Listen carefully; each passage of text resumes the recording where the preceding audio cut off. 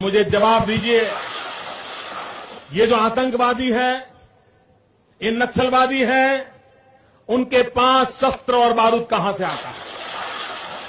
वो तो विदेश की धरती से आता है और सीमाएं संपूर्ण रूप से आपके कब्जे में है। सीमा सुरक्षा बल आपके कब्जे में है। मैंने उनको दूसरा सवाल पूछा, हमने कहा आतंकवादियों के पास धन आता है, हवाले से आता है, पूरा मनी ट्रांजैक्शन का कारोबार भारत सरकार के कब्जे में है, आरबीआई के अंडर में है, बैंकों के माध्यम से होता है। क्या प्रधानमंत्री आप इतनी निगरानी नहीं रख सकते कि ये जो धन विदेश से आकर के आतंकवादियों के पास जाता है आपके हाथ में है, आप उसको क्यों नहीं रोकते हैं?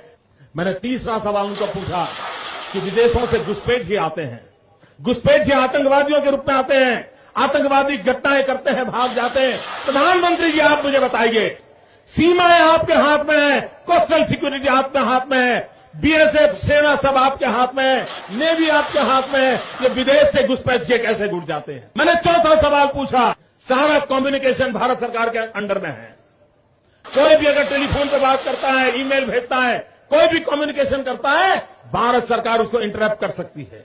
इंटरप्ट कर करके जानकारियां पा सकती है कि आतंकवादी गतिविधि के अंदर कौन सा कम्युनिकेशन चल रहा है और आप उसे रोक सकते हो। मैं पूछना चाहता हूं प्रधानमंत्री जी को, इस विषय में आपने क्या किया है? मैंने पांचवा सवाल उनको पूछा कि आप विदेशों में जो आतंकवादी भाग चुके हैं, जो लोग विदेश में बैठ करके हिंदुस्तान में आतंकवाद की घटनाएं कर रहे हैं, उनको प्रत्यारोपण के द्वारा हिंदुस्तान लाने का हमें अधिकार होता है। आपकी विदेश नीति में वो क्या ताकत है? एक बार इन पांचों चीजों पर कुछ करके दिखाइए, आतंकवाद जड़ मूल से उखड़ जाएगा। राज्यों के अधिकार हथिया करके राजनीति के करने के खेल छोड़ दीजिए। भाइयों बहनों, दिल्ली की सल्तनत के पास मेरे इन सवालों के जवाब नहीं है। दिल्ली की सरकार में वो सीना नहीं है, 46 इंच का सीना लगता है दोस्तों, तब जाकर